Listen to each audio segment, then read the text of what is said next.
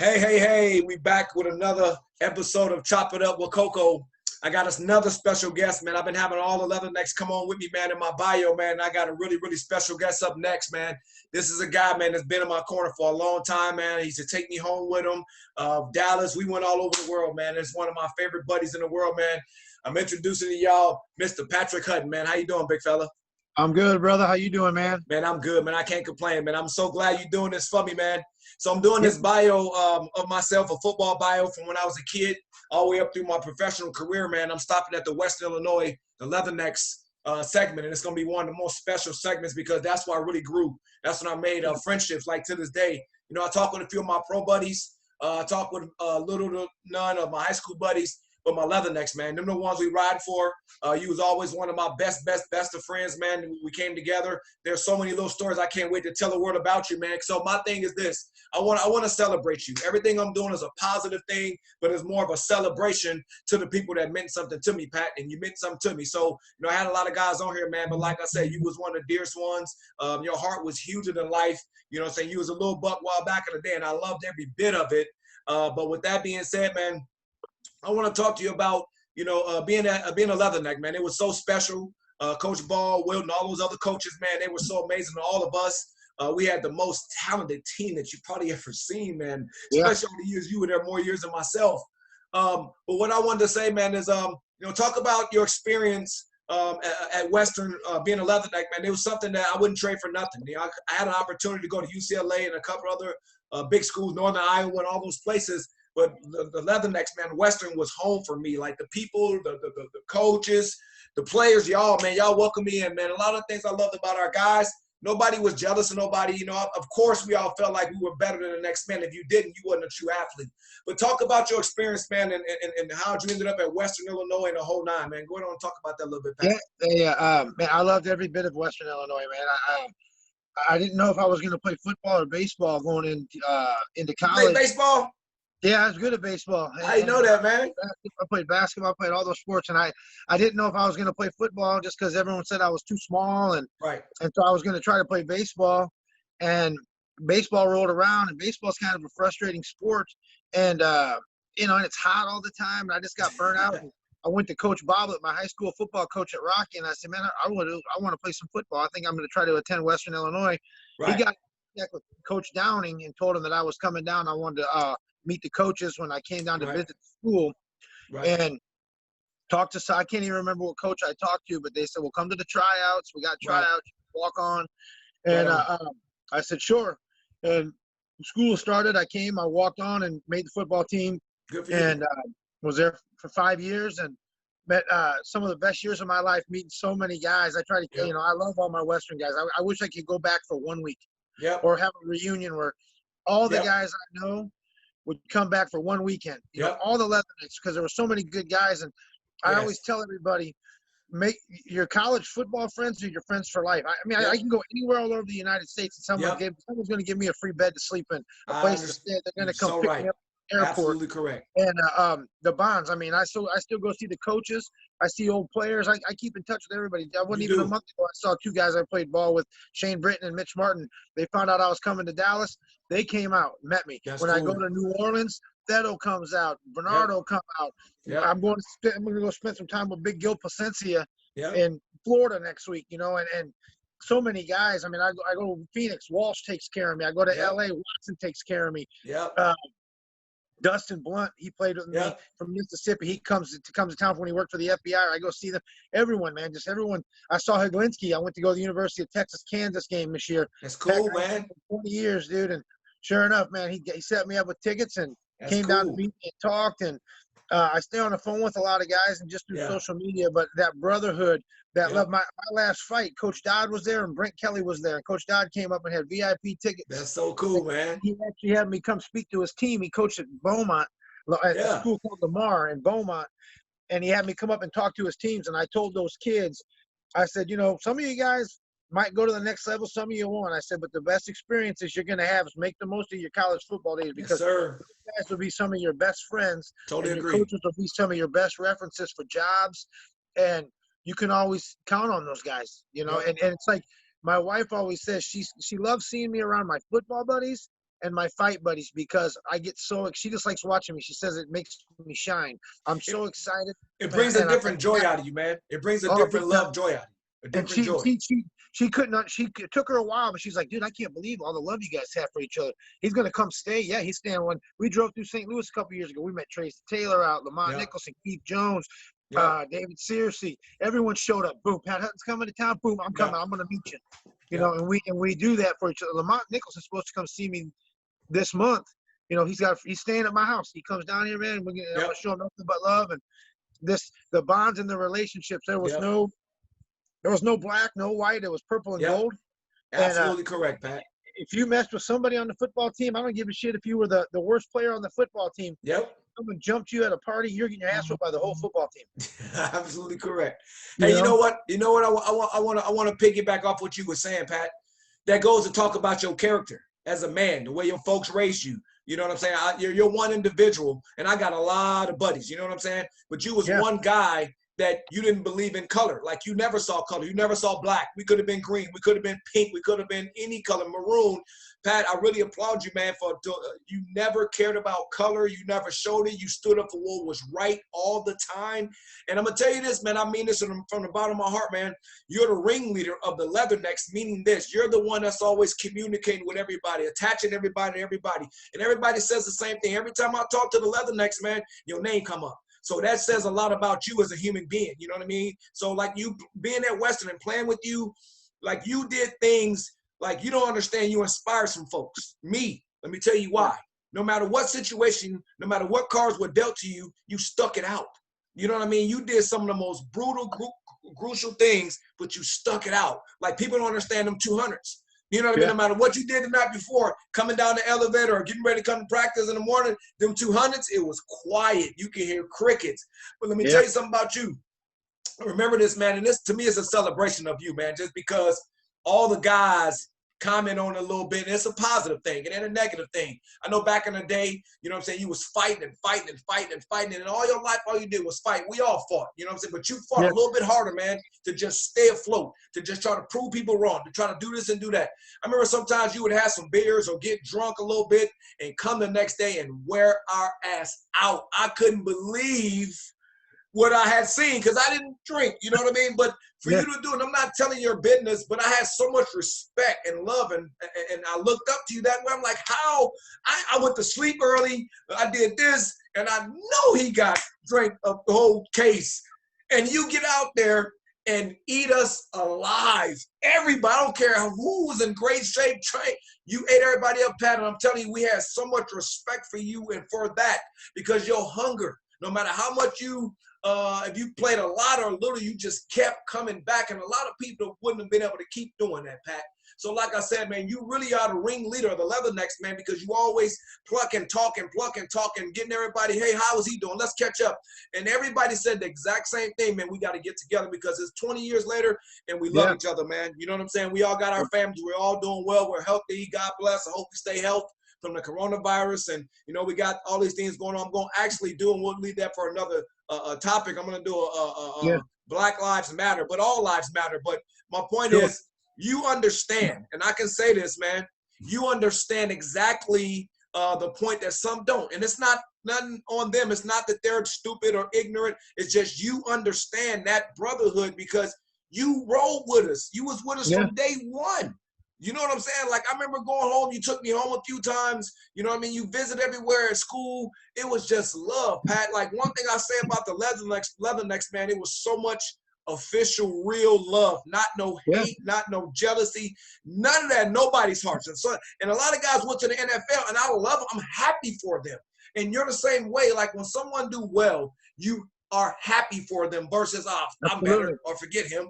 You're genuinely, from the bottom of your heart, happy for everybody that has success. And that's why I say, man, like I say, I had to have you on here, man, just because you meant a lot to me, man. You know what I mean? I can go down the line and talk about a million situations, but you always had my back. You was always down for anybody that was with you. And so with that being said, man, everybody said the same thing, old Pat Hutton, old Pat Hutton, old Pat. So when everybody say your name with that much love, Pat, man, they love you, man. And it's the way you were as a human being. No matter what you had or didn't have, no matter how much you played, no matter what you didn't, you always came bringing it. And you was one of the best athletes that I had seen. You had one of the best builds. You used to drink, had the big old Ninja Turtle six-pack. Didn't matter how much you drank. You know what I'm saying? But you was always right with everybody. You know what I'm saying? You was always right with everybody, man. So for me, it was so fulfilling. You being one of my better friends, it was fulfilling to hear people talk about you the way they did, man. Coach Ball, just everybody had nothing but they got bright talking about you, man. And it's hard for everybody to do that about certain people because some people probably felt a certain way just a little, but to hear your name, the way people got brightened up and things like that, man. And you're like that with everybody in life. You know, I watch you. I pay attention to you. You know what I'm saying? You're like that with everybody. Everybody you touch and come across, you know, you just make them smile, man. You just the life of the room. You know what I mean? You always call me Poopy and nicknames. All the time. That's your name. You got name. so much joy. And like I said, man, your heart is golden, man. Talk about your perseverance, man, of just not giving up, man. I mean, talk to some of these kids and some of these people that look up to you, like myself. Talk to them about never giving up, man, because that's what you did, Pat. You stood for always battling. And the thing about it, you always had an uphill battle. I had an uphill battle being a black man. But to me, you had an uphill battle being a white man. Talk about your struggles, man, like you went through it. Talk about how hard it was, man, to not get some of the things you probably thought you should have deserved. Because there were things I thought you deserved, man, but I don't want this to be negative. But just talk about how you just kept coming back. You just kept coming back. You know, I'm talking about football. I'm just talking about life, just things in general. Talk about that, Pat, because it's important for people to be reached from that end. Sure. Well, I appreciate all the good things that everyone says about me, man. That means a lot to me. It means I did good in life. I might not I always say, you know what, you might not make it to the NFL, you might not make it to the NBA. Yep. You might not make $1 million, but if people can talk about you good, you win in life. And I feel that when I hear all these things, it means that my parents did right by raising me. My coaches did right by taking care of me because they molded us as men, high school and college. My friends that I hung out around in college, my teammates, you know, you feed off each other, you learn from each other because we're all learning because we're not men yet, we're young men. And I feel that when I hear those kind of things, I won in life. I win life because I did good. My work ethic is that I was always smaller and I was always told that I couldn't do it. You know, I remember being when I was a kid, I'd always have to play. My older brother and his friends would play football, and he's 6 years older than me. And they'd say, "You can't play." And so I'd run home and tell. And my dad would say, Mike can't play if Pat don't play. So all those older kids would get pissed off and say, "You drop a pass, you ain't playing, you're off the team." And I'd get down and I would be able to play with all those bigger guys. And that pushed me. And the fact that people said I couldn't do it, you know, when people found out I was going to play football in college, they laughed and said I was too small. And that motivated me and that drove me. I'm like, you're not going to tell me I can't do something. Correct. You know? And when they said I was slow, I would run with leg weights. I always believe in the 4 Ds: desire, dedication, discipline, and determination. You got those, you can do anything in life. And it's easy to win. It's easy to be a winner. Try losing and coming back and get knocked down, dust off your butt, spit in your hands, and come forward and fight. The fact that someone tells me I can't do it, that pisses me off, and I'm going to prove them wrong. And when I came and they did an article about me at Western being on the team, people, I took the high road, but I could have lit people up. They come over and try to congratulate me, and I'm like, man, you can kiss my ass, dude. You laughed and made fun of me and said I couldn't do it, and I did it. So get out of my face. You know? And just the drive of just wanting to win, and I had to push harder, you know, because I wasn't. You know, some of the guys we played with, you saw, they're just insane athletes running 4.240s, benching 500 pounds. Dunking. We had to work harder. We had to work way harder, man. Insane. So I had to bust my butt to keep up with some of those guys. And, you know, I mean, I could catch as good as anybody. I wasn't as fast as a lot of guys. Pat, you was a real deal, man. Pat, you was a real deal, man. I'm going to tell you right now, you was a real deal, man. You was fast, you was strong, athletic. You had everything. Sometimes it's like that. You know what I mean? Like myself, like it wasn't like I was – you know, I played running back. I was a backup running back. You know, I'm not afraid to say I was. You know, Knuckles went to the NFL. But I came to, and I always proved myself like you. We were close in size and stature and the whole nine. But like I said, man, being a black man, having to always prove myself, to hear your story, man, it makes my heart smile because you're a white young man. and you had to battle like that. Pat, you always seemed to me, and that's why I took a love liking to you, man, because you wasn't taking no it from nobody, no how, no way, and you always came and gave it your best. And you hated to lose. You was funny and cool, but you was so competitive. You hated to lose, man, and I love that about you. And like I said, you gained so many people's respect because of the way you was, man. Every day you came, you was cool, we had fun, but you hated to lose and you showed up. And sometimes it's not your fault, man. I want to let you know, but sometimes it's not your fault. We all been there. And for me, most of my life, everybody told me what I couldn't do, whether it was friends and family, being a black man, the whole nine. For you to have those same struggles, I applaud you, man, because you never quit. You never blame nobody. And like I said, that chip, everybody saying what you can't do, you one of the only white men that I know, and I'm not being negative, it's just saying you had to go through the worst for whatever reason, but you never quit, man.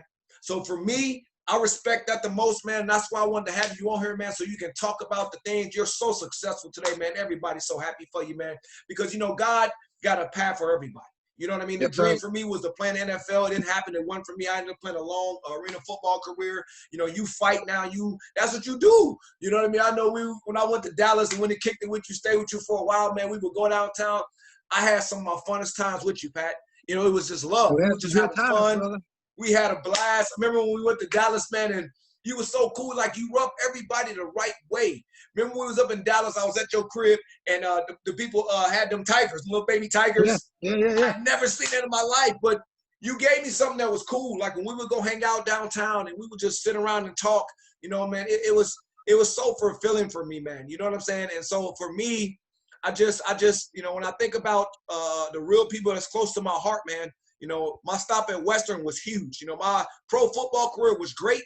But when you finish your career and the cement's laid, you start to I cut off the light, man, and I started to see the faces that was really impacting me and that I loved, that was there for me. And I saw your face, man. You know what I'm saying? So I applauded you so much for being so real. I applauded you so much for standing up for what's right. You always stood up for what was right or wrong. Let somebody say the nigger, you would knock them straight out. So you just always rode, man, for the right reason and the right cause. And so, like I said, man, after I get done with this Western, I'm going to take a intermission. I'm going to do a Black Lives Matter, man, because my thing is this. It's not that it happens to white folks. It happens to Hispanic folks. It happens to Japanese folks. It happens to every culture. But it seems we see it more with Black. We're like treated the worst. We're treated this, So, but for me, you understand that struggle. And I know you do, because I've been knowing you for so long. You understand that struggle, man. So for me, man, I just, my heart go out to you, man. Like, I got so much love for you, man. You know what I mean? And so with that being said, man, everybody feels the same way, Pat. So I'm speaking for a lot of the Leathernecks. You'll see for yourself when I put this up, man, they got love for you, man. You know what I mean? Everybody always talk about you, but you're the ringleader. To me, you're the one that try to keep us all together. You're the one that reach out to everybody. Look at all the names you mentioned. You know what I'm saying? A lot of guys would never remember none of these guys' names. Like I said, whether they was at the bottom of the totem pole or at the top. NFL, no NFL. Your heart is amazing, and everybody love you, Pat, man. Appreciate it. What I want to talk about, man, real quick, this platform for me, for you, man. Talk about what made you like that, man. I know you had your mom and your dad, and, you had those folks. But go ahead on and talk about some of them people that made you like this. You know what I'm saying? If you can do that for me, Pat. I just, I'm just so competitive. I think a lot of it, growing up with my two brothers, we'd fight over everything. We'd start off playing Nintendo, and one of us would be winning and talking trash and smack the other one in the face, and we'd fight. And the kids I grew up with in my neighborhood, we were so competitive. Everybody had to win, and if you didn't win, you'd get in fights. We would fight each other. Yeah. Me and you, so growing up, Hey, not to cut you off. Remember we was downtown doing something after the bars, and we was fighting in the street for about 30 minutes, and then we just started hugging and went. It was funny because people don't realize that's a real story. That's not, man. We was like brothers. We was talking about something. I wasn't, you ain't liking, you can't dance. And we was in the middle of the street fighting. We was going to fight. That shit was funny. But finish talking, man. Go for it. I had to throw that in. It made us tougher, and it made us more scrappier, and it made us to where, a lot of people don't have fight in them. So if you get a little bit of fight in you, absolutely correct. Quit. So if you got a bully out there, look at a bully, he picks on the kid, and all of a sudden you step up to the bully. Even if you can't beat that bully up, if you put up a good fight, that bully ain't bothering you no more. No more. A lot of people nowadays with the social media, they're gangsters on Facebook. They're tough. Yep. Man, catch me outside and say that to my face. You ain't gonna do that. You know, I mean, because then you'll get smacked. I'm one of those guys that the way I was raised is, you're not going to disrespect me. You're not going to disrespect my friends, because you know what? You might be able to whoop me, but I'm going to fight you for that. You're not going to hurt me. You know, and when I played my first day of practice at Western, I remember this to a T. I didn't know how hard to go. They said, scout team, kickoff team, get out there. Yeah. And I'm like, okay. So I go out there, and I'm kind of just jogging down the field, and didn't know how hard to go. I'm a freshman, you know, redshirt freshman. And the Martin brothers, Mitch and Matt Martin, annihilate my ass. And they took advantage of you, man. Oh, they played D-line, and he hit snap over, but he ear-holed me. I went to get up. The other one knocked me down. The whistle was already blown. Oh, and we had to fight. They hit me again. So I started fighting them. And I used to fight with Rodney Harrison a lot in practice. Yeah.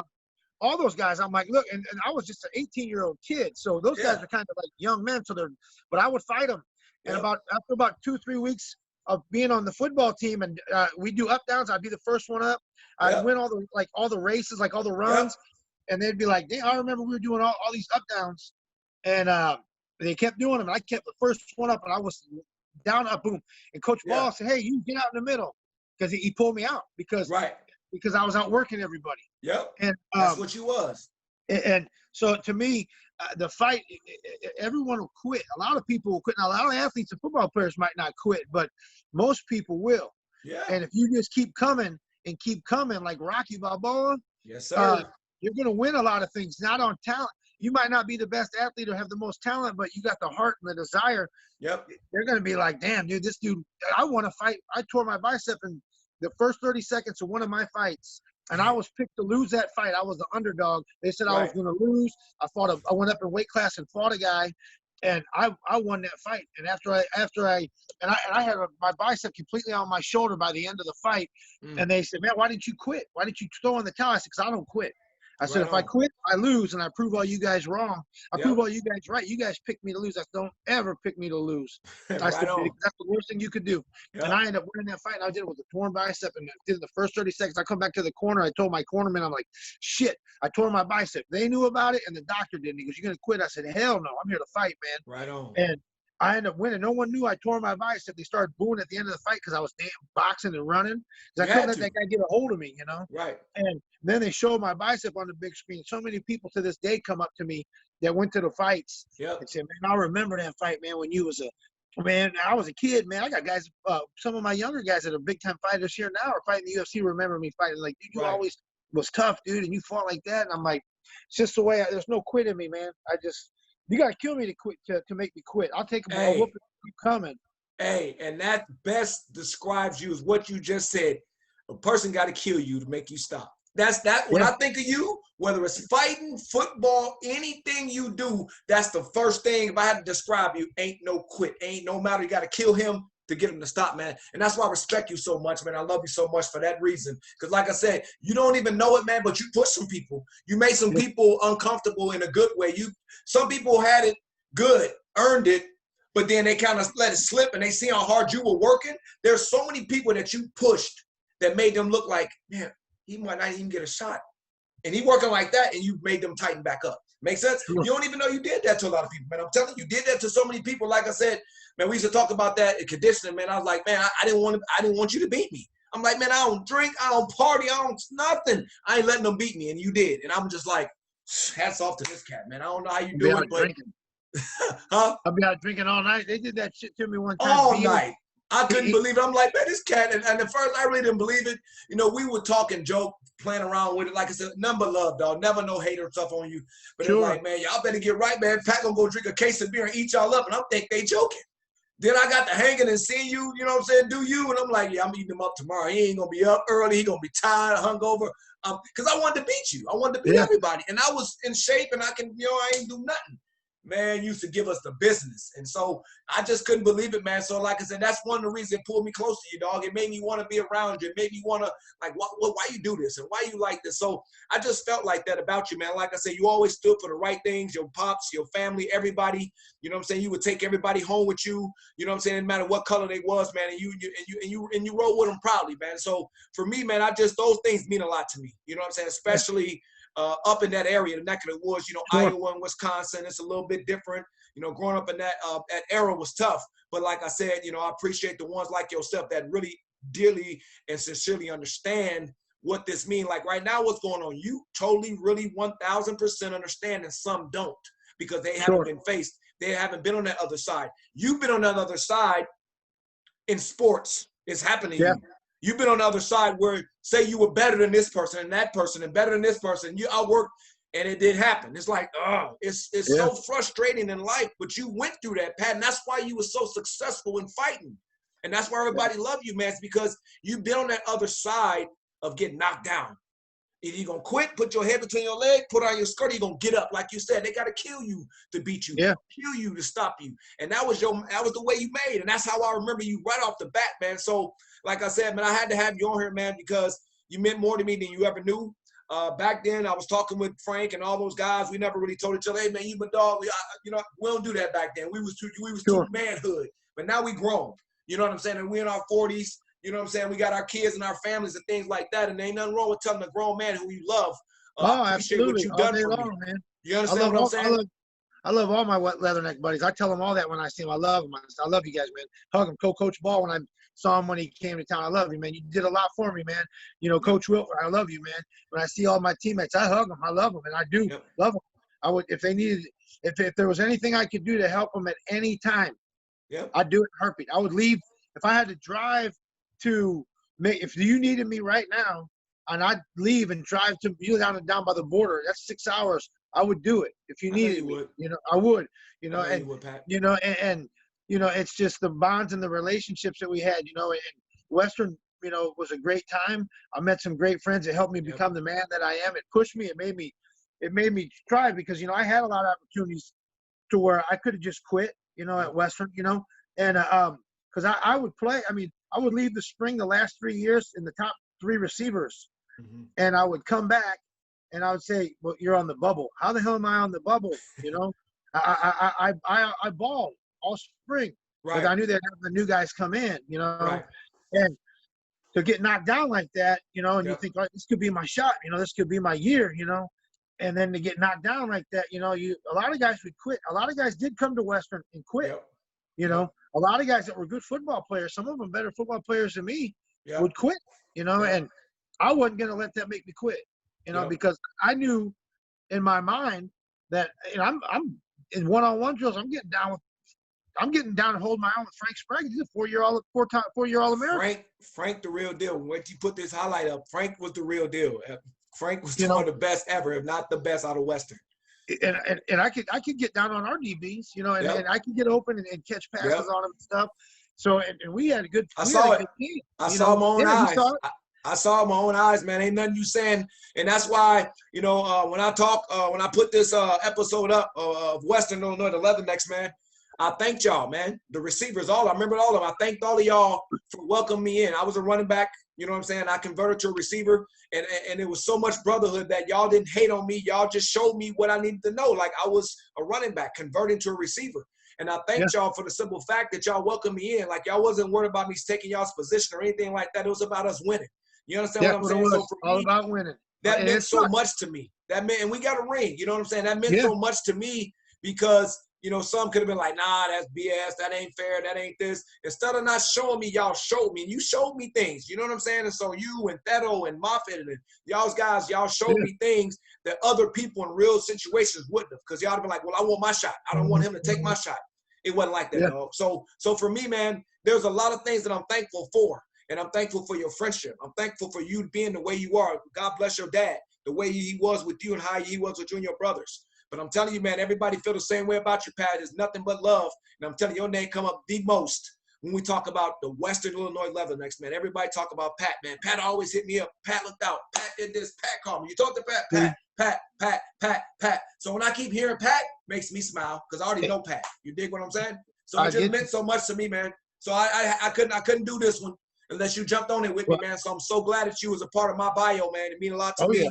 It's going to be there forever. So now what I want you to do is take this platform, man, and look to the folks, man, and thank the ones that's in your life. Thank the ones that's really been there for you. But I want to say this, man. Pat was official. Pat was the real deal. Pat was a really, really good receiver, a really good athlete. There's nothing. We were very close in talent. Everything. I might have been like a little bit faster. You was in a little better shape. A lot faster. The thing, huh? I said you was a lot faster. No, you know what? I was quick. I was really quick. If you look at me, I was really quick. My lateral movements that was my best trait. But as far as like straight, I ran track and things like that. But I wouldn't blow you out. Like we right there in the same neck of the woods. You understand what I'm saying? It's just that my thing was, I made people miss. That's probably one of my best traits. My lateral movements to make people miss was probably my best attribute. And so with that being said, like I said, man, you was right there on my heels with everything we did. You know what I mean? We both was on, we was gunners. We did special teams. You know what I'm saying? We had to do all the dirty work. You know what I'm saying? But for me, for you to not to quit, man, for you to keep on pounding, for you to keep on working it out and stay there, man, that's probably why we ended up being so cool, because I felt for you. I no sympathy. I wasn't sorry for you, but I was like, that boy right there is getting it, man. And it made me respect you. It made me want to be around you. It made me want to hug you. It made me want to, you know what I'm saying? So, because sometimes in life, I knew what it felt like to know you earned something and didn't get that opportunity. It's part of life. But you didn't cry about it. You ain't blame nobody about it. You just kept doing it. And look at your success in life now, Pat. You know what I'm saying? So, man, take this time for me, man, if you don't mind it. I want to say thank you, man, but talk to the people that you love, man. I know you got married, you got a beautiful wife. Talk to some of the people right now, man. Take this platform because I'm celebrating you. But I just want them to know, man, like, your kids and everybody else, Pat Hutton was official, bad receiver. He was the real deal, one of the best that did it with us. We were all very close in talent. Nobody was really way farther in our receiving core. You know what I mean? So we had the best running backs. We had the most amazing defenses. We were a running team. At the end of the day, all our running backs went to the NFL. They couldn't stop us. So, I wasn't jealous or mad at that. I just wanted to win a championship. So we won football games. Yep, we our butts off. We did what we needed to do to win. So go ahead and talk to some of them folks, man. I just wanted the world to know. I seen it up close and personal. I seen you play. I played with you for a few years, and everything I could do, you could do. Speed, the route running, catching the balls, had some of the best hands. So if somebody ever wonder, like, why you didn't know, it had nothing to do with you, man. That's just part of the breaks that we get. It's just the cards that are dealt us in our lives, and you got dealt a crappy hand, and you still stayed in the game and played. You could have folded, but you didn't. And I thank you so much for that, big brother. I appreciate you, brother. So talk to some of the people for me, man, before we get up out of here. Real quick. This is the platform to do that. Look them in the face, man. It's gonna be here forever, man. My mom and dad, obviously, I love them to death. They molded me. They gave me great things growing up. They worked really hard. That's how I got the work ethic from them. My dad was a cop. My mom worked at Kenworth Trucks, and I had every advantage that any other rich kid had. I always had sports cars. I always had trips, vacations, all the toys, because they busted their ass. So, but you learned my work ethic too, man. Yeah, I learned my work ethic from my dad and my mom to give us everything, and then through some a high school football coach, Coach Bobbitt, was phenomenal to me, and then going up to my neighbor Marcus Ballard was an All-American at Western Illinois and had a chance of going to the NFL. And I wanted to be like Marcus when I was a kid. I ended up going to Western and playing. And he played with Coach Melvin and Coach Ball and Coach Wilt know him. And my high school coaches, they pushed me and made me who I was. And then when I got to Western, I look at it, it was like, the good thing is, I think Coach Ball gave me some opportunities. He could have kicked me off the team a couple of times because I got in trouble. I got a DUI one time. I got in a fight. Coach Ball said, "We don't need you. You don't do nothing to us." Hey, Coach Ball was super straight up. Told he's my favorite coach in the world. He look you dead in your face and tell you straight up what it is. Like, if you really want to know, he said it, man, and I loved him to death for that. So that's Coach Ball. He played no favors, dog. He played no favors. But go ahead. And I told Coach Ball, I said, "Please don't cut me, man." I said, "If you give me another chance, I'll make sure that I prove you wrong." And a year went by, and I got down and balled in the spring, and he goes, "Man, we had a talk a year ago. You remember that talk?" And I said, "Yeah." And he goes, "You proved me wrong." I said, "I told you." He was going to kick me off the team because I got in trouble back to back for stupid stuff. And he was true. They didn't need me. I didn't even play. I might have been a sophomore or something, And, all my Western coaches, and the fact that it's, the good thing I got, do I think I should have played my last 2 years? Absolutely. I was as good as some of the guys. I don't think I got to play because they were on scholarship and I wasn't. So how are you going to justify playing somebody who's not getting paid and somebody else is? But that was 20 years ago. I don't care about that because what? Nobody remembers who plays. Really, they don't. They'll remember like the Stecklers and the guys like that. And they remember the Stecker and the Rodney Harrisons. But what means right this is talk that we're having today means more to me in playing time, because you know what? If I was an All-American receiver at Western and put up big numbers and was an asshole and nobody said anything good about me, 20 years later, nobody remembers me. So you couldn't have said it better, man. You couldn't have said it better. Just the fact that all these guys think so much of me that I did right by the right things, to me, is more than any playing time. My college coaches come to watch me fight. When they come to town, Coach Ball makes time to see me. My teammates make time. That's more to me than catching a touchdown pass. That's more to me than playing. And I'm grateful to be on those teams. And I have so many great friends that are brothers. They're not friends, they're brothers. Right on. And they made me, man, if I didn't have college football and those coaches pushing me and giving me a chance, I never would have graduated college. I got two brothers and they're way smarter than I am.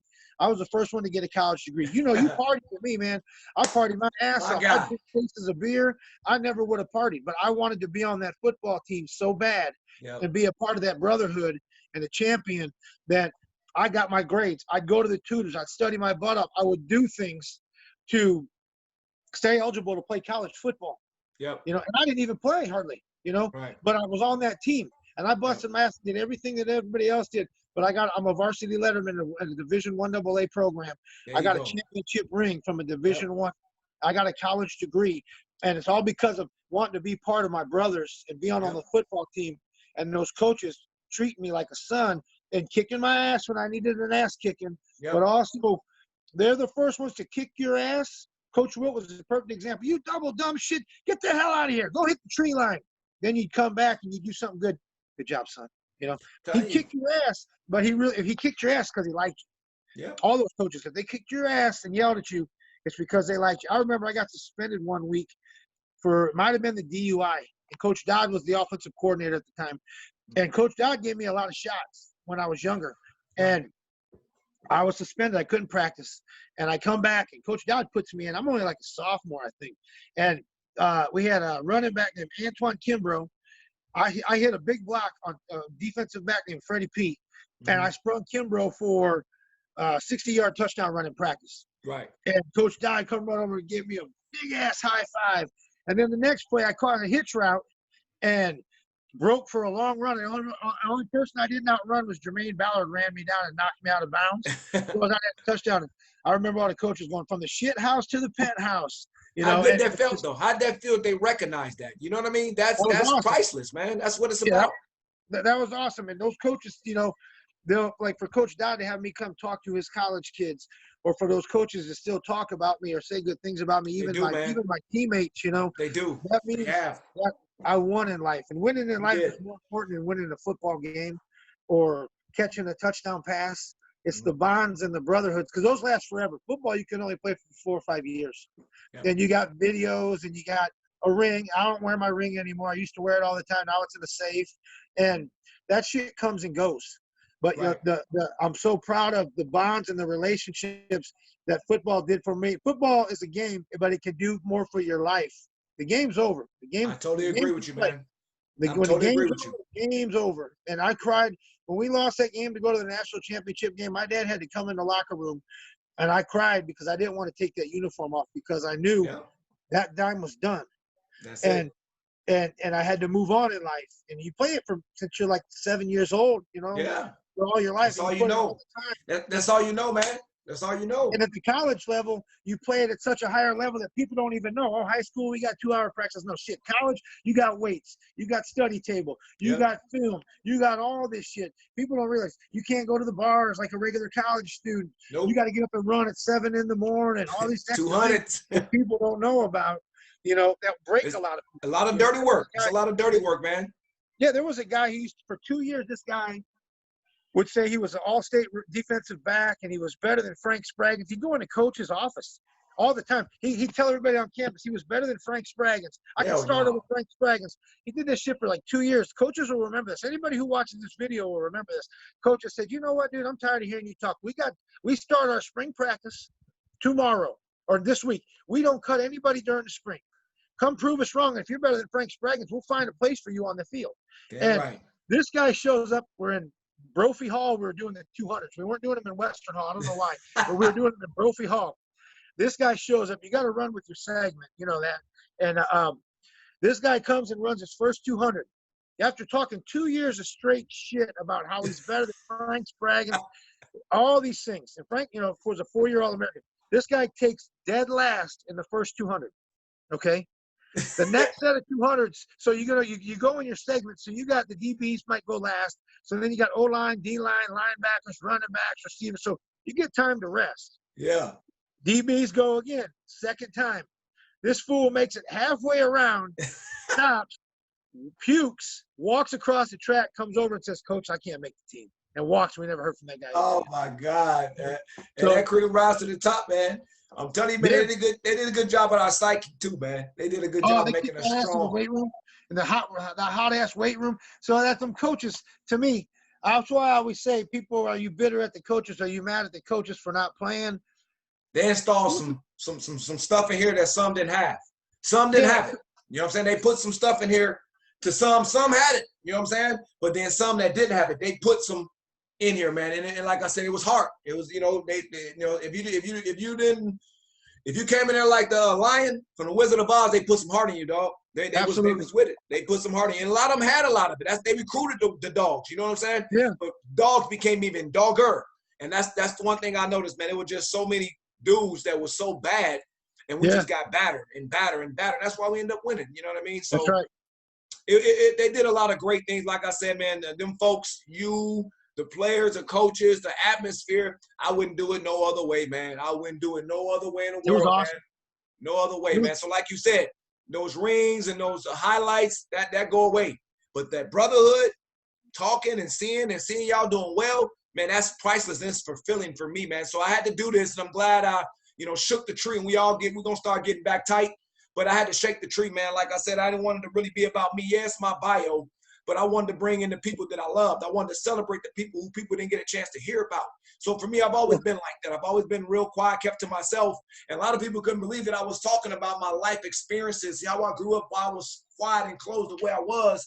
But, man, I'm grown. I've always been straight up with everybody. But, like, doing this bio, hitting Western, it's been amazing, man. So I really, really appreciate you doing this with me. It means a lot to me, man. And like I said, you had a lot of struggles, just like, and I don't want nobody to take it the wrong way. If they do, then that's their business. But you had a lot of struggles like a black man, Pat. I seen it with my own eyes. And for you to always keep doing it, that's why I bonded to you so close, because you didn't quit for nobody. Like you said, they had to kill you to make you quit. And so it was always like that, man. So like I said, man, you closer to a lot of us, and I hope some people don't take it the wrong way. But you went through so many struggles that only you know. I know a few, but I know you know. You went through some struggles that made you who you is. You're an amazing human being. More than anything, your inner beauty and how you are, man, priceless, dog. Just like your pops. You know what I'm saying? He was so good to me when I met him. So I just applaud you, man. And like I said, I speak for a lot, I'm sure, but I'm going to speak for me. I love you to death, and I really appreciate who you are and what you become. Like I said, man, I don't want to shake nobody, but I'm going to do this Black Lives Matter. I have to do it because some people really don't understand what the protests and what people are upset about. I grew up in Wisconsin, so it was at its finest. But like I said, it's not that some people are ignorant to it. It's just it hasn't happened to them or nobody they love. Yeah. Once it happens to you, you get it. You'll wake up real quick like, whoa, but you've seen it because of the way you live your life. You grew up with the whites, you grew up with the blacks, you grew up with everybody. Your dad being a cop. I'm good. I love your dad. Your dad was amazing. But y'all did the right things. You know what I'm saying? Yeah. So with that being said, Pat, thank you so much, man, for rocking with me, man. It means so much. And I'm telling you, the ringleader putting this together, man. Everybody say, man, Pat, I talked to Pat, man, Pat Hutton and Pat. They know your name first and last, real quick, man. So that's special to you. A lot of them don't remember nobody, but they remember you, man. So that says a lot about you, what you did at Western. Coach Ball mentioned you. Everybody mentioned you. You'll see when I put it up, man, it's going to make your heart smile, man, because nobody forgot about you. But I want to thank you personally to the world, man. Hey, man, appreciate you being what you was to me, man. It meant a lot to me, man. Leatherneck brotherhood, man. You're my brother too. I love you, man. I got a funny story to tell you real quick. Go for it. It's Texas. You know how hot it is down here. You live down here. And I was training at this country club one time, and I was teaching boxing and kickboxing there. And the boxing stuff is outside in like a garage. Okay. Right. And they're teaching a whole nother class. So they bring out these, and it's summertime, so it's 100 degrees. Yeah. And they bring out these giant ass fans, and they're doing a class outside, like a CrossFit class. And they said, Patrick, there's like 20 people out there, and they got to have those giant industrial fans blowing on them. And they watched me go into that garage. Yeah. And I got tights on, shorts on, long sleeve shirt on, like tight, and a t-shirt over the top. And I'm gonna go boxing there, and they go, "Hey man, yeah, how it is?" I said, "Yeah, it's 90-some degrees. You don't want one of those jumbo fans?" What I was doing is I was moving them out. I didn't want them in there with me. And they go, "You don't want a couple of these?" I said, "Hell no." They go, "Man, that guy's crazy." I said, "No, no, I'm a Leatherneck, man. You don't know nothing about what we do." I said, I was taught this way. I'm used to being in that weight room with all that heat. I said, I love it hot. They don't know what that means. When I said I'm a Leatherneck, I said, I ain't crazy. I'm a Leatherneck. This is what I know.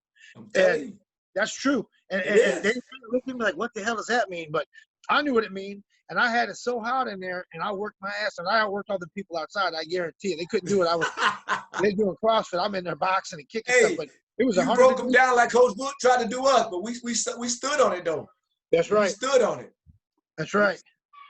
That's cool, man. And we need to do this more, man. Like I said, we need to get together more, celebrate each other. But we definitely gonna find a time we all meet somewhere, whether it's at Western or somewhere else. It might be in Texas. You know, some people want to get away. We're gonna find a way, man. But we finna kick the door down. Like I said, I shook the tree and everything falling out, man. So we finna get together, have a blast. But stay healthy, man. Take care of yourself. Take care of your family, man. It felt really good to talk to you. My daughter wanted to say hi to you so bad. Yeah, to hear your name. Cute, man. Yeah, man, she hear your name, man, so she wanted to say hi to you, man. So like I said, I don't really say too much about too many people, but she just wanted to say hi to you, man. She wanted you to see her and say hi because we talked about some of the things that we did. We talked about how you are as a man in general and what you stand for. And so she just knew, you know what I mean? She was like, you know, at that age, she's like, Dad, can I please say? I'm like, yeah, baby, you can say hi to Pat. Yeah, absolutely, man. She wanted to say what's up. That was awesome. That was awesome. Hey, man, take care of yourself. Thank you so much for doing this with me. We'll get together real soon, man. And then we'll go from there, Pat. But thank you so much for being yourself, Pat. You got it, brother. Love you, buddy. Take care of yourself, man. Tell your family I said hello, man. Will, brother. You too. Take care.